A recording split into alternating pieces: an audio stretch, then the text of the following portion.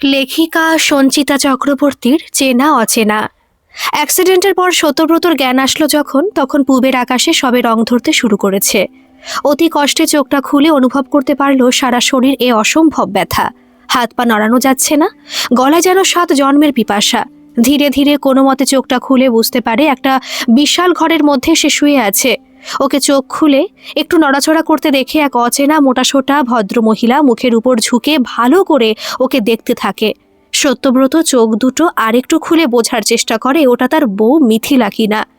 আচমকাই মহিলা গলা তুলে চেঁচিয়ে কাকে যেন ডাকে। 9 নম্বর বেডের পেশেন্টের জ্ঞান এসে গেছে, শেফালি, ডাক্তার চ্যাটার্জিকে একটু খবর দে।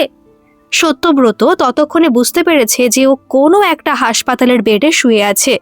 আশেপাশে ওর মতো আরও অনেক পেশেন্ট শোয়া। ধীরে ধীরে মনে পড়তে থাকে সন্ধেবেলায় স্কুটারটা নিয়ে দোকানে যাচ্ছিল। কটা দিন দোকানে একদম ভালো বিক্রি হচ্ছে না। ভেবেছিল বিয়ের সিজনটা আসলে কেনাকাটা কিছুটা হয়তো ভালো হবে, কিন্তু আজকাল লোকে মল থেকে কেনাকাটা করতে বেশি আগ্রহ দেখায়। তাই ওর সামন্ত বস্ত্রালয় ফাঁকাই পড়ে থাকে। দুপুরের দিকে বৃষ্টি হয়েছিল। স্কুটারটা নিয়ে সাবধানে চালাতে চালাতেও হয়তো এগুলো ভাবতে গিয়ে অন্যমনস্ক হয়ে পড়েছিল।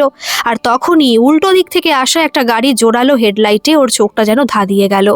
টাল সামলাতে না পেরে স্কুটারটা নিয়ে টালমাটাল হতে ও রাস্তার উপর পড়ে গেল। তারপর যে কি হলো ওর আর মনে পড়ছে না। এক ভদ্রলোক এসে গম্ভীর মুখে ওর মনিটরের দিকে তাকান, স্টেথোস্কোপ দিয়ে ওকে পরীক্ষা করেন, চোখ জিভ সব টেনে দেখেন। সত্যব্রত বোঝে ইনি সম্ভবত ডক্টর চ্যাটার্জি। ভদ্রলোক গম্ভীর গলায় ওকে জিজ্ঞেস করেন, কেমন আছেন? আমাকে এখানে কে নিয়ে এলো? আপনাকে পথচারীরাই এখানে নিয়ে এসেছে, আর তারপর আপনার পকেটে থাকা মোবাইল দেখে নাম্বার নিয়ে আপনার বাড়িতেও খবর দেওয়া হয়েছে। বাড়ির লোকেরা কাল সারা রাতই ছিলেন, এখনো বাইরে বসেই আছেন। আপনি এখন আইসিইউতে আছেন তো, তাই ওনারা এই মুহূর্তে ভেতরে ঢুকতে পারছেন না।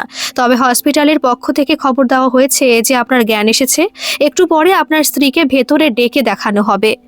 ডাক্তার চ্যাটার্জি চলে যান। সেই নার্স দিদিটি এসে ওর বেডের পাশে টেবিলটা পরিষ্কার করতে করতে বলেন, যা ভয় পাইয়ে দিয়েছিলেন, টানা 48 ঘন্টা অজ্ঞান হয়েছিলেন, এখন একটু রেস্ট নিন। খুব ক্লান্ত লাগছে সত্যব্রতর। মাথা জোড়া ব্যান্ডেজ। মনে মনে ভাবে তার মানে অ্যাক্সিডেন্টটা খুব জোরদার হয়েছিল।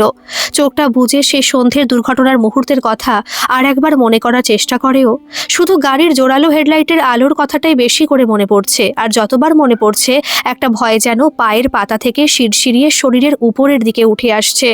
চোখটা ভয়ের চোটে আর একবার খুলে ফেলে সত্যব্রত।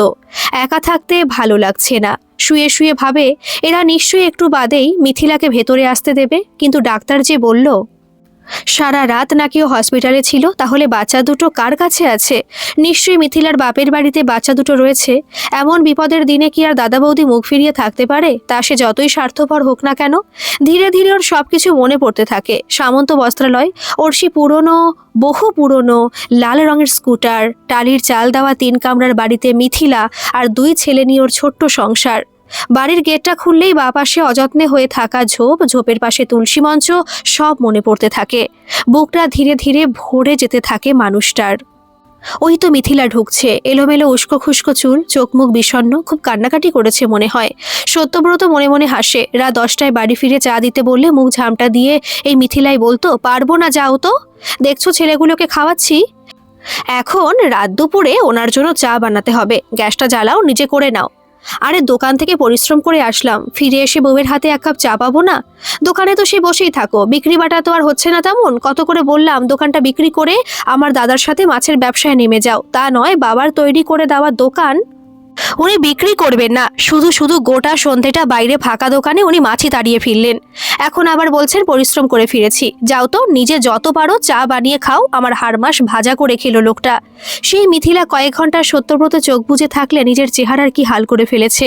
মিথিলা এসে সত্যব্রতর খাটের পাশে দাঁড়ায়, ওর ওপর ঝুঁকে জিজ্ঞেস করে, কেমন আছো এখন? সত্যব্রত মাথা নাড়াতে যাচ্ছিল, আচমকাই চোখে পড়ে মিথিলার ঘাড়ের পাশ দিয়ে আরেকটা মুখ যেন বেরিয়ে আছে। ভালো করে ঠাউর করে দেখে অবাক হয়ে যায়। আরে সুবল গড়াই যে। সুবল ওকে দেখতে হাসপাতালে আসবে এমনটা সত্যব্রত চিন্তাও করতে পারে না। যা স্বার্থপর আর চশমখোর। তখনই মনে পড়ে সুবলের থেকেও লাখ 4 টাকা ধার করেছিল। মিথিলা ততক্ষণে ওকে আবার জিজ্ঞেস করছে, কি গো, কেমন আছো বলো? সত্যব্রতর মনে পড়ছে ততক্ষণে শুধু সুবল নয়, ও কানাইয়ের থেকেও 7 লাখ টাকা দোকানের জন্য ধার করেছে। তাহলে কি কানাইও এসেছে ওকে দেখতে? মুহূর্তের মধ্যে মনে হয় মোটেই ওকে দেখতে আসেনি। আসলে পাওনাদাররা হাসপাতাল পর্যন্ত ধাওয়া করে এসেছে, দেখছে ও পটল তুলল কিনা। হাতটা মুঠো করে চোখটা জোর করে একবার বুজে ফেলে সত্যব্রত, তারপর চোখ খুলে মিথিলার দিকে তাকায়। তারপরে সবাইকে অবাক করে বলে ওঠে, আপনি কে? হতভম্ব হয়ে মিথিলা আর সুবল একে অপরের দিকে তাকাচ্ছে। সুবল এগিয়ে আসে, বলে কি দাদা, আমায় চিনতে পারছো? চোখটা বুজে ফেলে সত্যব্রত। সুবল গড়াইয়ের অসহায় গলা শুনতে পায়, ও সত্য, একবার ভালো করে তাকাও আমাদের দিকে। আর তার সাথে মিথিলার আর্তনাদ, ও ডাক্তার বাবু, আমার স্বামীর যে আমাকে মনেই নেই গো, ও তো আমাকে আর আমাদের চেনা লোকজনদের কাউকে চিনতে পারছে না। সত্যব্রত জোর করে চোখ বুজে থাকে। 11 লক্ষ টাকা শোধ করা ওর পক্ষে সম্ভব নয়, তার থেকে ওদের কাউকে না চেনা অনেক সহজ। কি আর হবে, না চিনলেও তো ওরা ওকে হাসপাতালে আর ফেলে রাখতে পারবে না, বাড়িতে ঠিকই নিয়ে যাবে। ও যদি এইভাবে স্মৃতি হারিয়ে পড়ে থাকে তাহলে হয়তো মিথিলা সামন্ত বস্ত্রালয় বেচে দেবে। দিক, ওই সামন্ত বস্ত্রালয় বেচেই বা কত টাকার পাওয়া যাবে? আর মিথিলার যা 2 শিয়ানা দাদা আছে, বোনের দিকটা তারা ঠিকই বুঝে নেবে।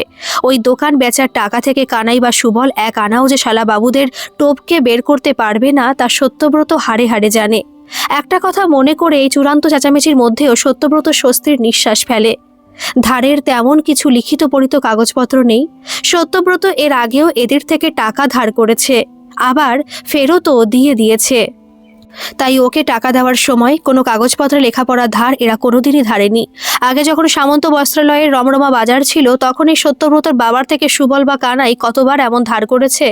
ওর বাবাও এসব ধার বাকির ক্ষেত্রে ওদের সামনে কোনো লেখালেখি করতেন না, তবে বাড়িতে এসে একটা খাতায় লিখে রাখতেন। সত্যব্রত টের পায় ডাক্তার চ্যাটার্জি আর আরও 2 জন ডাক্তার এসে ওর বেডের পাশে জড়ো হয়েছেন। সবাই নানান রকম কথা বলছে, কত পরীক্ষার কথা বলছে। মিথিলা খুব কাঁদছে, কাঁদুক, এই বছরে সত্যব্রতকে একদণ্ড শান্তি সে দেয়নি। আরে বাবা, ব্যবসায় ভালো মন্দ দুটোই থাকে, ঘরের বউ তুমি, দুটোর ক্ষেত্রে একটু মানিয়ে নেবে না? বাচ্চা দুটোর কথা ভেবে মনটা একটু খারাপ লাগে। তারপরে চিন্তা করে, যা করছি সব তোদের ভালোর জন্যই করছি। এখন যদি তোদের নিয়ে বাবা বাছা করে আদিক্ষেতা করতে যাই, তাহলে সব কিছু হারিয়ে বসত বাড়ি বেচে রাস্তায় গিয়ে দাঁড়াতে হবে। এই প্রথমবার সত্যব্রত সারা শরীরে ব্যথা নিয়েও মনে হচ্ছে যা হয়েছে ভালোর জন্যই হয়েছে। শুধু একটু বুদ্ধি করে চলতে পারলেই এই ভরাডুবির হাত থেকে পরিবারটাকে বাঁচানো যাবে। ডাক্তার যতই পরীক্ষা করাক, যতই ওষুধ দিক, যাই বলুক না কেন, কিছুতেই ও কাউকে চিনতে পারছে এ কথা আর বলবে না। এতকাল তো সবার মধ্যে থেকে ভেবে এসেছে লোক চেনা হয়েই গেছে, এইবার না হয় অচেনা হয়ে দেখুক মানুষগুলোর আসল চেহারা কীরকম হয়। মনে মনে হিসাব করে, তারপর যদি দেখি মানুষগুলো বাচ্চা দুটোকে আর বউটাকে সত্যি পথে বসাতে চাইছে, তখন অন্য কোনো বুদ্ধি বের করা যাবে। ওই তো 2 শালা এসে হাজির হয়েছে, ওমা, সঙ্গে মুখরা বউ দুটোও আছে। ননদের মাথায় হাত বুলিয়ে তারা সান্ত্বনা দিচ্ছে। সত্যব্রত চোখ দুটো ভালো করে খুলে এমন আশ্চর্য দৃশ্য দেখতে থাকে। ডাক্তার চেঁচাচ্ছে, সত্যব্রতর বাড়ির এতগুলো লোক একসঙ্গে আইসিইউতে ঢুকে পড়েছে। সবাই ধীরে ধীরে বেরিয়ে যাচ্ছে। দরজার কাচের চৌকো ফাঁকটা দিয়ে সত্যব্রতর চোখে পড়ে সুবলের করুণ মুখটা। তারপরে মনে মনে বলে, সুবল গড়াইয়ের প্রচুর টাকা, তেজারতি কারবার করে একদম ফুলে ফেপে উঠেছে। এই কটা টাকা মার গেলে ওর কিছু হবে না। সত্যব্রতকে কদিন বাদে আইসিইউ থেকে জেনারেল বেডে নামানো হয়। হাজার পরীক্ষা নিরীক্ষা করেও ডাক্তাররা কিছুতেই বুঝে উঠতে পারে না সত্যব্রতর স্মৃতি বিলুপ্ত হলো কি করে। কিন্তু শরীরে ধীরে ধীরে সুস্থ হয়ে উঠছে দেখে তাকে একসময় ছুটি দেওয়ার কথাও ঘোষণা করে দেওয়া হয়। সত্যব্রত বাড়িতে আসে। মিথিলা ম্লান মুখে বড় পরিচর্যা করে। দুবেলা শালারা এসে দেখে যাচ্ছে। সুবল আর কানাই পালা করে এসে সত্যব্রতর সঙ্গে দেখা করে যায়, পুরনো দিনের কথা গল্প করে। সত্যব্রত ওদের সামনে একদম চুপ করে থাকে, আর নয়তো চোখ বুজে উল্টো দিকে ফিরে ঘুমানোর ভান করে। এইভাবে প্রায় দিন 15 যাওয়ার পর একদিন কানাই এসে মিথিলাকে জানায় তাদের দুজনের থেকে সত্যব্রত প্রায় 11 লক্ষ টাকা ধার করেছে। মিথিলা খবরটা শুনে আকাশ থেকে পড়ে। সত্যব্রত জানে এ কথা মিথিলার জানাই নেই। সৌভাগ্যবশত সেই সময় বাড়িতে মিথিলার বরদা উপস্থিত ছিল। 12 ক্লাস পাশ করতে না পারুক, বিষয়বতী তার 16 আনা। সুবল আর কানাইকে শ্যালকটি বলেন, সত্যদা যে টাকাটা ধার করেছিল তার প্রমাণ দেখাও। সুবল একটা খাতা শ্যালকটির সামনে মেলে ধরে। আর চোখে সত্যব্রত দেখে সেখানে লেখা আছে, সুবলের থেকে সত্যব্রত ডিসেম্বর মাসের 4 তারিখে 2024 সালে 4 লাখ টাকা ধার করেছিল। চোখ কুচে খাতাটার দিকে কিছুক্ষণ তাকিয়ে মিথিলা দাদা একবার নিজের বোনের দিকে তাকায়। তারপর সুবলকে বলে, এখানে সত্যদার সই কোথায়? মামদোবাজি পেয়েছো তোমরা? যেই দেখেছো বাড়িতে এমন বিপদ এসেছে, আমার বোন একা অমনি লোনের গল্প ফেদে লুটতে চলে এসেছো? সত্যব্রত বিছানায় শুয়ে থাকে, তার নিজেকে ভগবান মনে হতে থাকে। কুলুঙ্গিতে রাখা ঠাকুরের দিকে তাকিয়ে মুচকি হেসে সত্যব্রত ভাবে, এইভাবেই তুমি সবার আড়ালে বসে চিত্রনাট্য লেখো আর আমরা অভিনয় করতে থাকি। সত্যব্রত জানতো মুগুর ভাজা শ্যালকের চেহারার সামনে সুবলকানায় টিকতে পারবে না। বিস্তর চিৎকার চেঁচামেচি হই হট্টগোলের পরেও সত্যি লোক দুটো মিথিলার থেকে একটি টাকাও আর বার করতে পারে না, বরং পাড়ার লোক ওদের এই রকম আচরণের জন্য ছিছি করতে থাকে। মিথিলা এসে ঘরের দরজা দিয়ে সত্যব্রতকে বুকের মধ্যে জড়িয়ে ধরে, ওর গায়ে মাথায় হাত বুলিয়ে বলতে থাকে, একদম চিন্তা করো না, তুমি শুধু সুস্থ হয়ে যাও, আর কিচ্ছু চাই না, বাকিটা আমি আর দাদারা মিলে ঠিক দেখে নিতে পারবো। 13 বছর বিবাহিত জীবন কাটানোর পরে অনভ্যাসে অচেনা হয়ে যাওয়া চেনা শরীরের গন্ধটা বুক ভরে নিতে গিয়ে সত্যব্রতর মনে হয় মিথিলা এখনো একটু বেশি উষ্ণ। মিথিলার বুকে মুখটা গুজে ওকে দুহাতে জড়িয়ে ধরে মানুষটা, তারপরেই নিজেকে সামলে নেয়। মনে মনে ভাবে ভুল হয়ে যাচ্ছিল আরেকটু হলে। মিথিলার শরীর থেকে নিজেকে দূরে সরিয়ে নেয় সে। সবার ভালোর জন্যই সবাইকে না চেনার ভান করে থাকতে হবে, যে কষ্ট হলেও থাকতে হবে, এছাড়া বাঁচার আর কোনো উপায় আপাতত ওর জানা নেই। দরজা খুলে বাইরে গিয়ে উঠোনের পাশের এক চিলতে রান্নাঘরটায় উনুনে ভাতের হাঁড়ি চাপিয়ে মিথিলা মনে মনে ভাবে, মানুষটা যেন কি একটা। মিথিলা কি এত বোকা নাকি যে 13 বছর ঘর করা স্বামীর কোনটা নাটক আর কোনটা আসল সে বুঝবে না?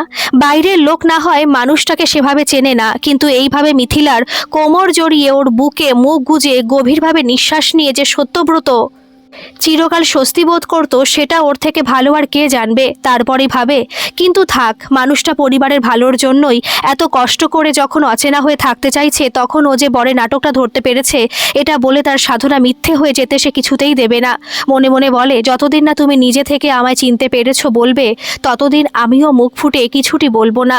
গেটের বাঁ পাশের তুলসী মঞ্চটা অবাক হয়ে ভাবে, মানুষ বাঁচার জন্য, নিজের পরিবারটুকু টিকিয়ে রাখার জন্য কত কিনা করে। এমনকি সংসারে শুধু টিকে থাকার জন্য চেনা মানুষের খুব কাছে থেকেও তারা বুঝি অচেনা হয়ে থাকতে পারে। গল্পটি কেমন লাগলো অবশ্যই কমেন্ট করে জানাবেন, আর ভালো লাগলে একটা সাবস্ক্রাইব করে আমার পাশে থাকবেন। ধন্যবাদ।